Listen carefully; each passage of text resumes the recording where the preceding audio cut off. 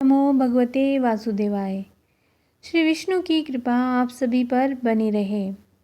आज इस वीडियो में हम अधिक मास, मल मास, पुरुषोत्तम मास, जिसे लोंद का महीना भी कहते हैं, इसके महात्म्य को सुनेंगे। इसके महात्म्य में आज हम दूसरे अध्याय का श्रवण करेंगे। आपने अगर पहला अध्याय नहीं श्रवण किया है तो इस चैनल पर जाकर आप वीडियो देख सकते हैं, उस पर पहला अध्याय दिया गया है। तो सूत जी बोले, राजा परीक्षित के पूछने पर भगवान शुक द्वारा कथित परम पुण्यप्रद श्रीमद् भागवत शुकदेव जी के प्रसाद से सुनकर और अनंतर राजा का मोक्ष भी देखकर अब यहाँ यज्ञ करने को तैयार ब्राह्मणों को देखने के लिए मैं यहाँ आया हूँ और यहाँ यज्ञ में दीक्षा लिए हुए ब्राह्मणों का दर्शन करके मैं कृतार्थ हुआ। ऋषि बोले, हे साधु, अन्य विषय की बातों को त्याग कर भगवान कृष्ण द्व्यपन के प्रसाद से उनके मुख से जो आपने सुना है वही अपूर्व विषय हे सूत जी आप हम लोगों से कहिए। हे महाभाग, संसार में जिससे परे कोई सार नहीं है, ऐसी मन को प्रसन्न करने वाली और जो सुधा से भी अधिकतर हितकर है, ऐसी पुण्य कथा हम लोगों को सुनाइए। सूत जी बोले, ब्राह्मण के चरु में क्षत्रिय का चरु मिल जाने से उत्पन्न होने पर मैं धन्य हूँ। जो श्रेष्ठ पुरुष भी आप लोग मुझसे पूछ रहे हैं, भगवान व्यास के मुख से जो मैंने सुना है वह यथा ज्ञान मैं आपको सुनाता हूँ। एक समय नारद मुनि नर नारायण के आश्रम में गए। जो आश्रम बहुत से तपस्वियों, सिद्धों तथा देवताओं से युक्त है और बैर, बहेड़ा, आंवला, बेल, आमड़ा, कैथ, जामुन, कदम्ब आदि अनेक वृक्षों से सुशोभित है।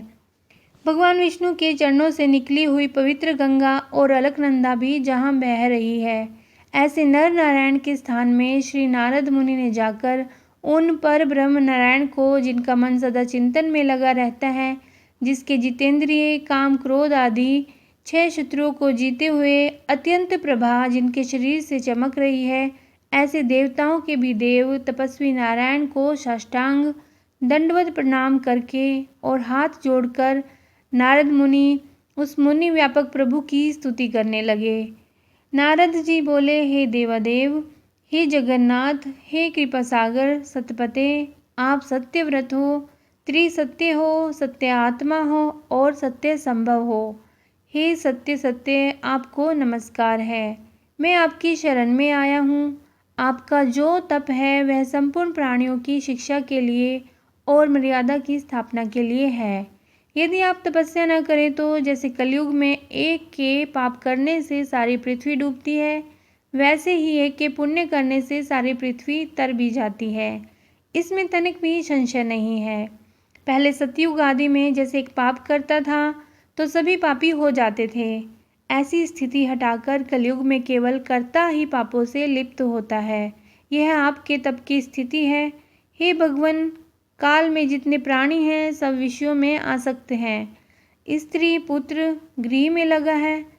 चित्त जिनका ऐसे प्राणियों का हित करने वाला जो हो और मेरा भी थोड़ा कल्याण हो, ऐसा विषय विचार करके केवल आप ही कहने के योग्य हैं। वही आपके मुख से सुनने की इच्छा से ब्रह्मलोक से मैं यहाँ आया हूँ। आप ही उपकार प्रिय विष्णु हैं, ऐसा वेदों में निश्चित है।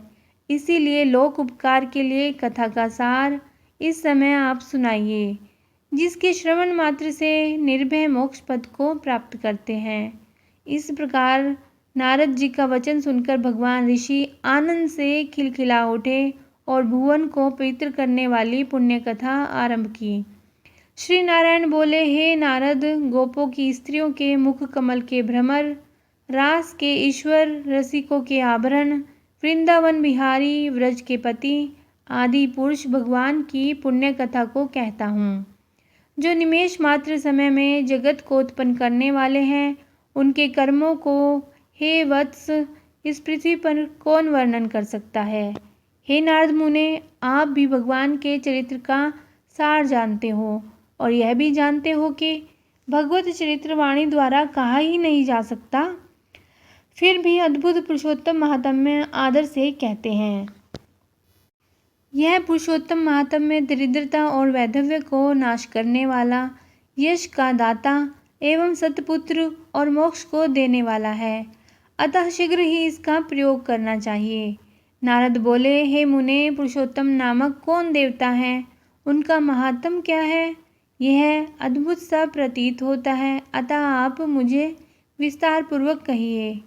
श्री सूत जी बोले, श्री नारद का वचन सुन नारायण क्षण मात्र पुरुषोत्तम में अच्छी तरह मन लगाकर बोले। श्री नारायण बोले, पुरुषोत्तम, यह मास का नाम जो पड़ा है वह भी कारण से युक्त है। पुरुषोत्तम मास के स्वामी दया सागर पुरुषोत्तम ही हैं, इसीलिए ऋषिगण इसको पुरुषोत्तम मास कहते हैं। पुरुषोत्तम मास के व्रत करने से भगवान पुरुषोत्तम प्रसन्न होते हैं। नारद जी बोले, चैत्र आदि मास जो हैं वे अपने अपने स्वामी देवताओं से युक्त हैं, ऐसा मैंने सुना है, परंतु उनके बीच में पुरुषोत्तम नाम का मास नहीं सुना। पुरुषोत्तम मास कौन है और पुरुषोत्तम मास के स्वामी कृपा के निधि पुरुषोत्तम कैसे हुए? हे कृपा निधि, यह आप मुझसे कहिए। इस मास का स्वरूप विधान के सहित हे प्रभु कहिए। हे सतपते, इस मास में क्या करना, कैसे स्नान करना, क्या दान करना, इस मास का जप, पूजा, उपवास आदि क्या साधन है, आप कहिए। इस मास के विधान से कौन देवता प्रसन्न होते हैं और क्या फल देते हैं, इसके अतिरिक्त और जो कोई कुछ तथ्य हों वह हे तपोधन कहिए। साधु दीनों के ऊपर कृपा करने वाले होते हैं, वे बिना पूछे ही कृपा करके सदुपदेश दिया करते हैं। इस पृथ्वी पर जो मनुष्य दूसरों के भाग्य के अनुवर्ती, दरिद्रता से पीड़ित, नित्य रोगी रहने वाले, पुत्र चाहने वाले, जड़, गूंगे, ऊपर से अपने को बड़े धार्मिक दिखाने वाले, विद्याविहीन, मलिन वस्त्रों को धारण करने वाले, नास्तिक, पर स्त्रीगामी, नीच, जर्जर, दास वृत्ति करने वाले, आशा जिनकी नष्ट हो गई है, संकल्प जिनके भगन हो गए हैं, तत्व जिनके क्षीण हो गए हैं, कुरूपी, रोगी, कुष्ठी, टेढ़े मेढ़े अंग वाले, अंधे, इष्ट वियोग, मित्र वियोग, स्त्री वियोग, आप्त पुरुष वियोग, माता पिता विहीन, शोक दुख आदि से सूख गए हैं, अंग जिनके अपनी इष्ट वस्तु से रहित उत्पन्न हुआ करते हैं, किस अनुष्ठान के करने और सुनने से पुनः उत्पन्न न हो, हे प्रभु ऐसा प्रयोग हमको सुनाइए।